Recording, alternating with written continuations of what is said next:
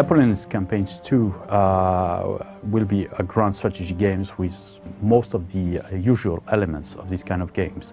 That is, first you will have a huge map of the theater of operations. This is mostly Europe, but we also added some overseas areas to give more depth in the game and possibilities of different strategies. So, big map, a lot of regions, over 3,000 regions. Originally, the game was designed a few years ago by the studio as a set of different campaigns, each of them covering 1 year of the wars of Napoleon between 1805 and 1815.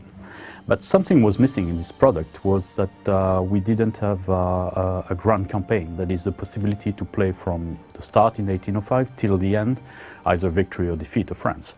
And so the purpose of Napoleon's campaign number 2 is to have the player enjoying the possibility to recreate this whole decade of warfare. Basically, we decided that we would be needing 2 kinds of resources, which is money and troops, or conscripts, recruits. And so globally, the map and the different territories you will be controlling will be giving you these kind of things. We added an extra dimension, especially on the money part, is that each region again produces money and conscripts. But in addition, we added ports, which produce economic resources in terms of money. And so we will represent a key element of this era, which was trade. So there will be a challenge in the game between one player trying to get a big monopoly all over Europe by force of arms or economic constraints, and the other players trying to make inroads into this fortress and cut some entries to get their economy and their strategy still, going. Because if at some point you just lose money, you just lose the opportunity to do anything.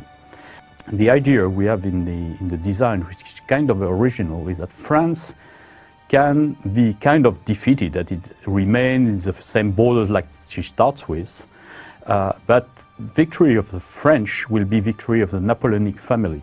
If you manage to be still the emperor of France at the end of the game, or even better, like having some of your brothers and family on other countries as kings and different rulers, then you win, whatever happens. I mean, even if your country is half of the size of the beginning, because it means you have achieved victory in terms of legitimacy. Another very important factor, which is something every fan of Napoleon loves, is that the game shows over 1,200 different uniforms for the different armies of the time. So you can see a brigade of British riflemen will be totally different from German hussars or Russian Cossacks. Each has its own uniform, and even the uniforms will change over time. What they were wearing in 1805 was different from 1815. We also have, for example, regarding leaders, and the database of leaders is almost 2,000 characters. Nearly all of them, not all exactly, because we couldn't find source for everything, but most of them have their historical portraits. So we recreated them from historical paintings that you can see in big museums like the Louvre or Hermitage in St. Petersburg. And these portraits are in the game, so when you play with one of your generals, you see his face. And a lot of them start as a very low brigade general.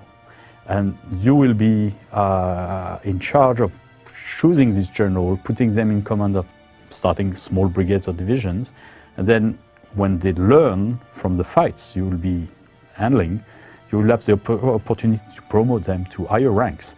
Up to, at some point, you find the one you need to counter Napoleon, because Napoleon is a military genius and he's very hard to beat in the beginning. Usually when I play Napoleon games, I usually play everything but France. I like the challenge to be the underdogs initially. Okay, let's fight the big blue monster. I love this period where every single soldier looked different. They had these blue, red, brass, green, shiny uniforms. So you have this kind of Christmas tree aspect, which is kind of fun.